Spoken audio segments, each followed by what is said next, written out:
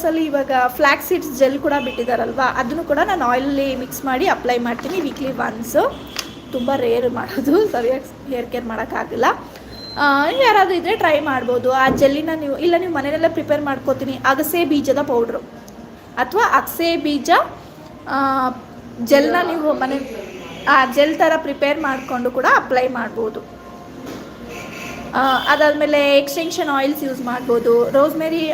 Rosemary ಕಡ್ಡಿನೇ ಸಿಗುತ್ತೆ ನಿಮಗೆ ಆನ್ಲೈನಲ್ಲಿ, ಅದನ್ನು ತೊಗೊಂಡು ಆಯಿಲ್ನ ಪ್ರಿಪೇರ್ ಮಾಡಿಕೊಂಡು ಕೂಡ ಅಪ್ಲೈ ಮಾಡ್ಕೊಳ್ಬೋದು. ಅದರಲ್ಲೂ ಕೂಡ ಹೇರ್ ಗ್ರೋತ್ ತುಂಬಾ ಚೆನ್ನಾಗಿದೆ.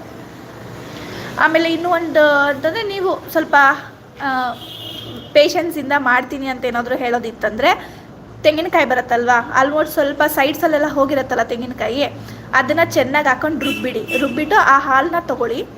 ಆ ಹಾಲನ್ನ ತೊಗೊಂಡು ರೂಟಿಂದ ಫುಲ್ ಬುಡದವರೆಗೂ ಹಚ್ಕೊಂಡು ಬನ್ನಿ. ಬುಡದಿಂದ ತುದಿ ತನಕ ನೀಟಾಗಿ ಹಚ್ಕೊಂಡು ಬನ್ನಿ.